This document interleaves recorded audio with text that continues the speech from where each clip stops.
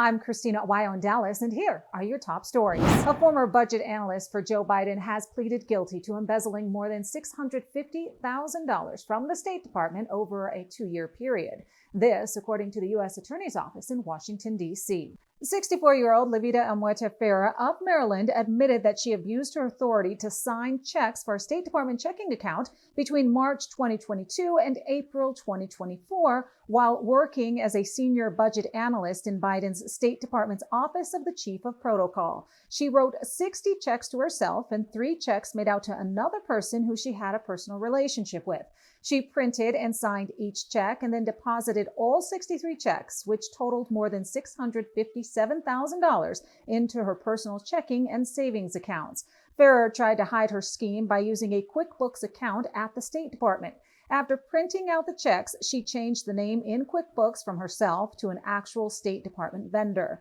So that way, anyone looking at the entries did not see her name on the checks unless they followed an audit trail. U.S. District Judge Christopher R. Cooper accepted Ferrer's guilty plea to theft of government property. She will be sentenced on September 18th. She faces a maximum sentence of 10 years in prison. As part of her plea agreement, Ferrer agreed to pay back the money she stole in restitution to the U.S. government. State Representative Steve Drazkowski says he has affidavits, eviction notices, a marriage certificate, and other documents that prove Minnesota Congresswoman Ilhan Omar married her brother. He also said she admitted she would, quote, do what she had to do to get his papers. Drazkowski says that demands are growing to arrest Omar for crimes including federal tax fraud, federal immigration fraud, federal student loan fraud, and state violations such as perjury, bigamy, incest, kickbacks, and campaign finance abuse, spanning from the East Coast to the Mississippi River, including Boston, Washington, New York, Chicago, and Florida. He claims that in both 2017 and 2018, she was found guilty of the violation by the Minnesota Campaign Finance Board.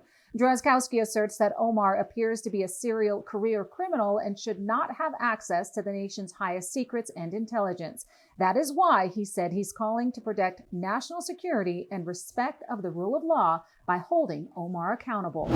A Supreme Court justice is calling President Donald Trump a danger to democracy, while at the same time praising the quote-unquote activist judges who are ruling against Trump's executive orders. Justice Ketanji Brown Jackson released a statement that appeared to be attacking President Donald Trump while praising judges that are issuing national injunctions to stop him from carrying out his agenda.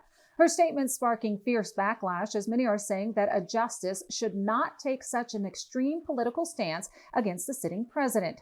Jackson, in a statement, said, quote, across the nation, judges are facing increased threats of not only physical violence, but also professional retaliation just for doing our jobs. And the attacks are not random. They seem designed to intimidate those of us who serve in this critical capacity. The threats and harassment are attacks on our democracy, on our system of government, and they ultimately risk undermining our Constitution and the rule of law.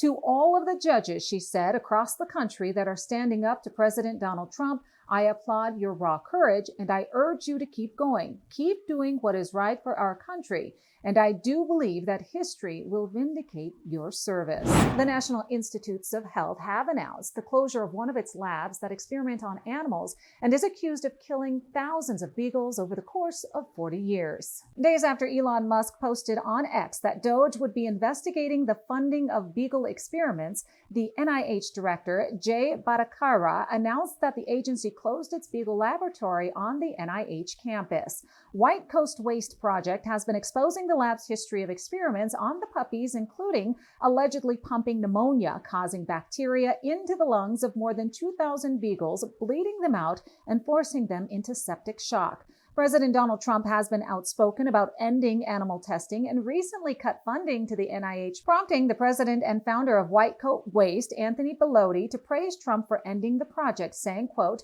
taxpayers and pet owners shouldn't be forced to pay for the NIH's Beagle abuse. We applaud the president for cutting this wasteful NIH spending and will keep fighting until we defund all dog labs at home and abroad. The solution is simple. Stop the money, stop the madness.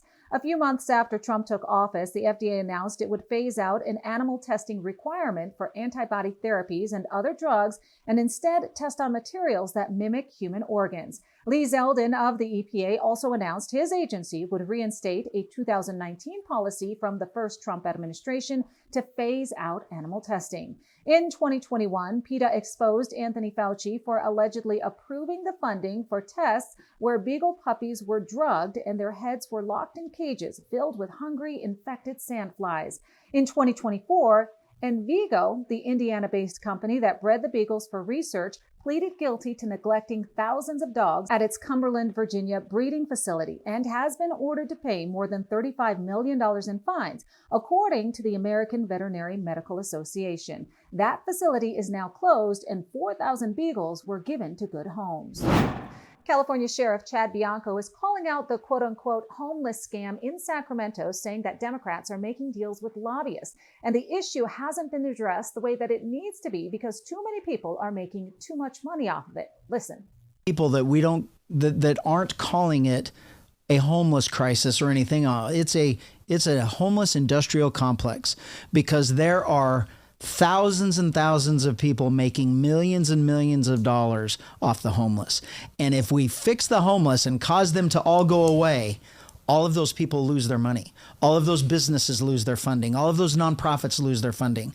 And so this special interests relationship that between lobbyists and special interests and Sacramento legislators with the kickbacks and the free trips and the business trips and everything else, that's keeping this going. They can't solve the homeless problem, or they won't be able to launder all of our taxpayer money back into these businesses and these organizations that are supposed to be helping it. That's what you need to know. In Dallas, Christina, Aguayo.